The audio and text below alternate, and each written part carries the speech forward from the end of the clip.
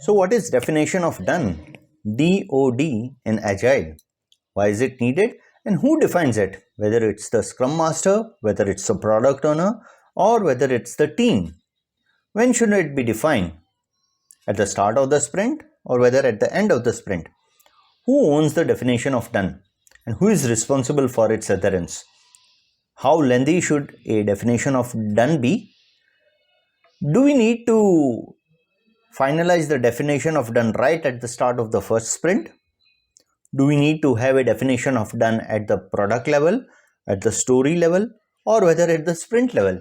And finally, what's the difference between a shippable product and a releasable product? If you have any of these questions in your mind and they are bothering you, this is the video you must watch till the end. I'll try to cover each one of these points in this video.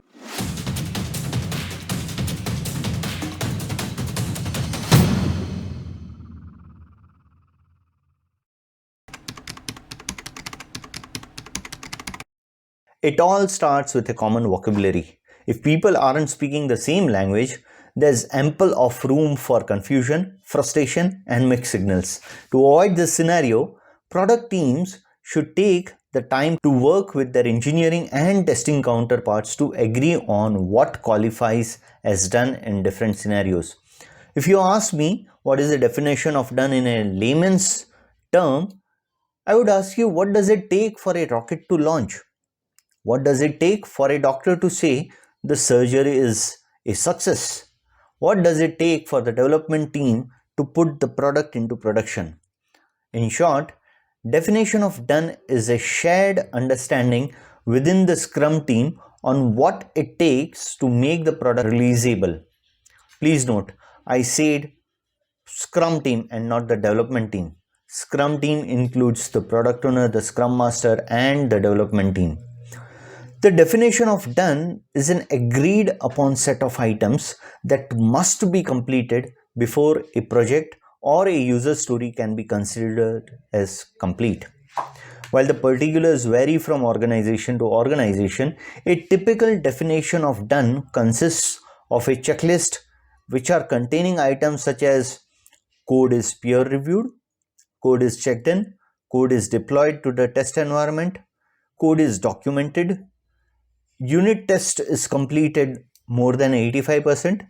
Functional test automation is done for almost 75%. There should be no build failure. The help documentation is updated and feature is okayed by the stakeholders. Yes, that too can be a definition of done. Different companies and development groups will come up with their own variants, but they all stick to the same ideal. The code does what it is supposed to do and it doesn't break anything else. Making every feature or release or sprint go through these steps to ensure doneness is important to ensure consistent quality and completeness. The engineering organization is typically the lead player in defining the definition of done, since much of it is to guarantee that the work is done well and the basic technical requirements are met. The definition might be led by the Scrum Master or the head of the engineering. Why engineering team? Many companies have the requirements to satisfy various standards and regulations like the ISO standards, the CMMI, the automotive spice levels, A-spice, or healthcare related different regulation and standards. And why the Scrum Master? Because a Scrum Master is the process owner. But it should be a collaborative exercise to agree on what qualifies as done. Without inputs and approvals from product, quality assurance and other stakeholders, there won't be a widespread acceptance of whether everything is actually done or not. Think about all of the tasks that must be done to put the story into production. Be imaginative and include everything, even tasks that might be out of your team's control. This will help in deriving the sufficient and complete DoD. But why there is a need of DoD? And when should we define the DoD? That's an important question. Defining DoD is a time saver in the longer run since it reduces unnecessary revisions later on. When the code meets the definition, everyone has assurance that it is ready for the prime time. These rules apply to every single work item and go through our task force so long as it involves the code.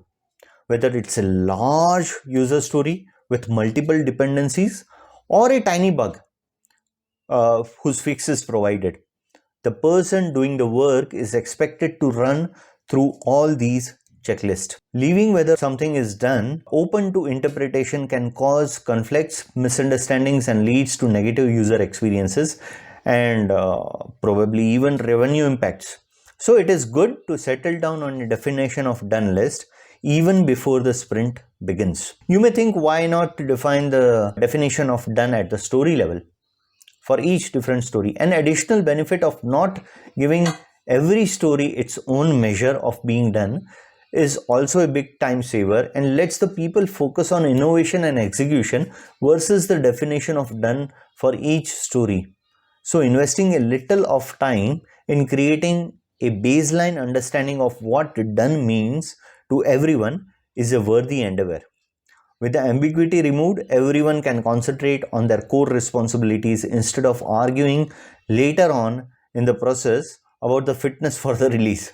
Yeah, and let me tell you, as Ian Mitchell of Pro Agile says, and I quote, incomplete work has a nasty habit of mounting up, and you never know how much work is actually pending. It increases the technical debt and increases your headache a lot.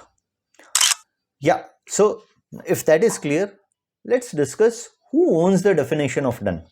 Yeah, since definition of done is considered for everything, product management should review it and make sure that they agree that it is a comprehensive enough. However, the ownership and management of the definition doesn't necessarily need to be responsibility of the product management.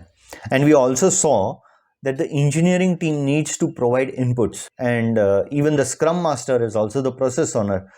So again, coming back to the question, who owns this definition of done? The Scrum Guide talks about the Scrum team being the owner of the definition of done. So it's the product owner, the Scrum Master, and the development team who all are responsible and they all own the definition of done. Coming to the next question, how big should the definition of done be? The DoD is a contract between the product owner and the team, so it's tempting to want to fit as many items in the DoD as possible in order to ensure that the quality of the product is top notch. But this can backfire. When teams are confronted with too many DoD items, they either work only on a subset or fail to do all the items by themselves, eliminating the value of establishing the DoD in the first place. So, the definition of done should be simple and short as possible. The idea is to create consistent quality and not bureaucratic hurdles that slows down the things unnecessarily. So just enough is important. It should cover all the aspects which are necessary for any certification, for any standards, for any regulation, but it should not be too much. Next question, do we need to have all these parameters right from the day one or sprint one? No, I guess. Since the product evolves over a period and so do the requirements. Initially, the team starts with the lean DoD and evolves along with the product. And it is more of a learned approach. So definitely from day one, you do not need to have the full list. But as you get to know more about the product, more about the processes, more about the standards, you need to keep adding to the DoD. So where do we need to have these DoDs? Is it at the product level? Is it at the sprint level? Or whether they should be at the story level? Now let's understand, because it's a product that gets released to the market, the DoD is always at the product level.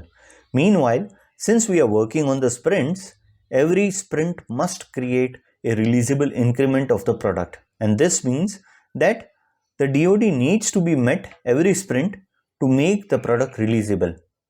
On the other side, the user stories are part of the sprint deliverables itself. So to make every story releasable, functional releases as part of the product, it must meet the definition of done of the product. So yeah, you can say at all the levels definition of done needs to be added, but it is defined at the product level. Now, someone may ask, if multiple teams are working together on the same product, then what? If multiple Scrum teams are working on the same product, then there are chances that each Scrum team may have their own definition of done. However, the integrated work of all the Scrum teams put together must meet the DOD of the product, which means their combined integrated work must be releasable. Now this brings to the final question. What is the difference between shippable and releasable increment of the product? Shippable refers to some undone work. Most of the work is already done, but there is some work which is left, which is related to approvals, which will eventually stop the product increment release into the market. Therefore, shippable product is like almost done. In simpler words, it could be understood as when we are done with the work, whereas the approval is pending from the user acceptance or compliance or legal or because of any pending documentation. In this kind of scenario, your product is not releasable, but the team refers this as shippable, popularly known as done. Whenever we ask, is your work done or is it done? The first one is referred to as shippable and the later one is referred to as releasable. I hope we have covered all the aspects of definition of done, but if I have missed something, please ask me in the comment section. Thanks. Friends, if you found this video useful and would like me to make videos on any other topic, please mention in the comment section and we'll try to make a video on it in the shortest possible time. My mission is to make life easy for all the working professionals, giving them practical, ready-to-use tips and explaining difficult topics in a simple and easy to understand way. For the same, I would ask you to like the video so that YouTube algorithm knows that you found something valuable. Share it with your friends who will find them interesting, and most importantly, please click the subscribe button and the bell icon so that you get fresh insight and perspective about each important topic without fail. You learned something important today. I wish you all the best. Keep learning and keep progressing. See you in the next.